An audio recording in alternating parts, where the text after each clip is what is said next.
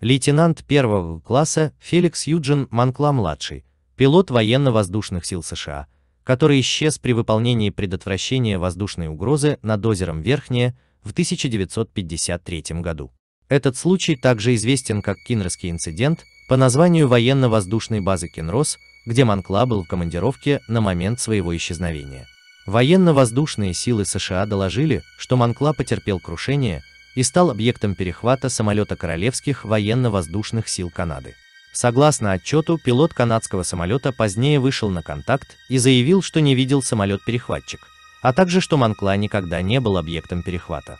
Однако по нескольким причинам военно-воздушные силы Канады опровергли любую связь их самолета и событий, произошедших в тот день, о чем они сообщили публике после вопросов об этом инциденте. Вечером 23 ноября 1953 года наземный перехватывающий радар командования противовоздушной обороны в Су-Сент-Мари, штат Мичиган, обнаружил неопознанную цель рядом со шлюзами Су.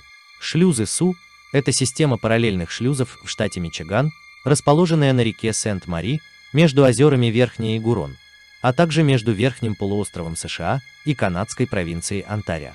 Они предназначены для регулирования движения судов на территории между озером Верхнее и Великими озерами. Для выяснения информации об объекте с базы Кинрос вылетел реактивный самолет F-89C Scorpion под управлением лейтенанта первого класса Монклы и лейтенанта второго класса Роберта Уилсона, который являлся оператором радара на Скорпионе. Уилсону тяжело было отследить объект, поэтому оператор наземного радара дал Монкле указание двигаться в прямом направлении. В итоге Монкла приблизился к объекту на 2500 метров. Наземный радар распознал на своем экране Скорпион и неопознанный объект как две точки. Эти две точки начали сближаться, пока не слились в одну точку. Предположив, что Монкла пролетел над или под целью, оператор наземного радара предположил, что скоро точка вновь раздвоится. Дональд Кига доложил, что на Земле испугались, что эти два объекта столкнулись в воздухе. Однако точка продолжала двигаться в прежнем направлении. Была предпринята попытка выйти с Монклой на связь по радио, но безуспешно. Сразу же была развернута совместная поисково-спасательная операция военно-воздушных сил США и Королевских военно-воздушных сил Канады. Однако следов самолета или пилотов найти не удалось. Погодные условия существенно помешали провести нормальные поиски. Официальный отчет военно-воздушных сил США гласит, что F-89 был отправлен, чтобы получить информацию, почему самолет Си-47 Skytrain Королевских военно-воздушных сил Канады сбился с курса. F-89 летел на высоте 2500 метров, когда слился с другим самолетом, это было объяснено как перехват. Его сигнал системы свой-чужой также исчез после того, как точка два раза моргнула на экране радара.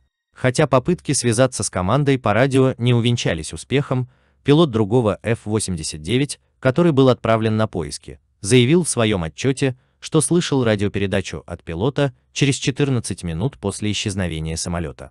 Военно-воздушные исследователи доложили, что Монкла мог почувствовать головокружение и упасть в озеро. Военно-воздушные силы сообщили, что у Монклы время от времени случались головокружения. Дополнительные сведения, выявленные на заключительном этапе расследования, подтверждают возможность приступов головокружения у Монклы с небольшим отклонением от нормы. Позже выяснилось, что эти сведения были получены не из первых уст, а переданы бывшими членами организации, где служил Монкла, поэтому приравниваются к слухам. Головокружение пилота не было указано в качестве причины или возможной причины ни в одном отчете военно-воздушных сил США.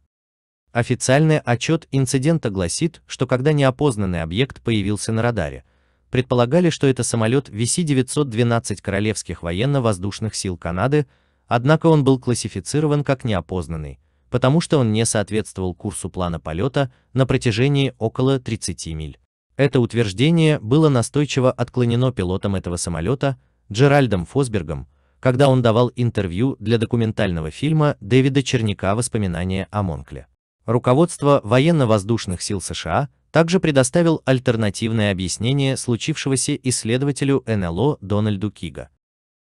В его книге «Конспирация летающей тарелки» 1955 года Кига описывает расследование исчезновения F-89, которое дало старт ночи инцидентов, когда он принял телефонный звонок, в ходе которого ему сказали, что по слухам на базе Селфридж, F-89 Скинроса был сбит летающей тарелкой.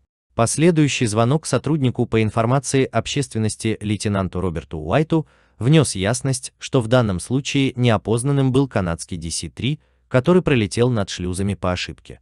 Под шлюзами подразумевается воздушная область над шлюзами Су-Сент-Мари и американо-канадской границей у юго-восточного края озера Верхнее.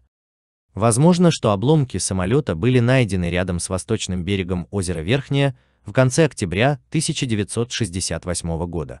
Офицер военно-воздушных сил США подтвердил, что обломки принадлежали военному реактивному самолету, а репортеры новостей распустили слухи, что они принадлежали F-89 Скинроса, пропавшему в 1953 году.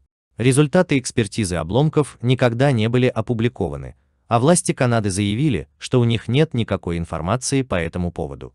В конце августа 2006 года электронное письмо от Престона Миллера было отправлено исследователю НЛО Фрэнсису Риджу и содержало вырезки из статьи Associated Press. Вырезки гласили, что группа дайверов из Мичигана обнаружил самолет Монкла, исчезнувший в 1953 году. Как утверждалось, его местоположение было на дне озера Верхнее, там же, где F-89 исчез с экрана радара. Письмо также содержало ссылку на сайт, который недавно был создан группой дайверов. Они назвали себя компания дайверов Великих озер. Фрэнсис Ридж из письма перешел на сайт UFO Updates, популярный форум исследователей НЛО и писателей. В результате новость о предполагаемом обнаружении самолета быстро разлетелась по НЛО-сообществу и новостным источникам. Несколько репортеров попытались связаться с компанией дайверов Великих озер, чтобы выяснить больше информации о находке. Репортеры связались с человеком, который утверждал, что является представителем компании. Он называл себя Адам Хименес и обсуждал находку с несколькими исследователями и журналистами. Он даже побывал на радио в самой популярной в мире передаче на паранормальную тематику исследователя НЛО Линды Малтон Хоу. На сайте компании первоначально были представлены два изображения находки. Оба изображения, как сообщалось, были сделаны из гидролокатора. Нечеткие, с большим количеством шумов фотографии показали почти полностью сохранившийся самолет, лежащий на дне озера, нос погружен в ил, с одним крылом с баком, отогнутый вверх фюзеляж, все признаки которых указывают, что этот самолет – это F-89 Scorpion. Первоначально находка вызвала большое волнение, и много мнений, что его обнаружение прольет свет на то, что же случилось с Феликсом Монклой в 1953 году. Однако, когда журналисты и уфологи глубже погружались в это дело, надежды развеивались, а история становилась все более и более сложной. Вскоре было объявлено, что рядом с F-89 был обнаружен неопознанный металлический объект, а фотографии гидролокатора этой находки скоро были опубликованы на сайте. Поползли слухи, что каплевидный объект, вероятно, является НЛО, которое слилось на радаре с F-89. Некоторые факты о находке позволили журналистам утверждать, что обнаружение было обманом.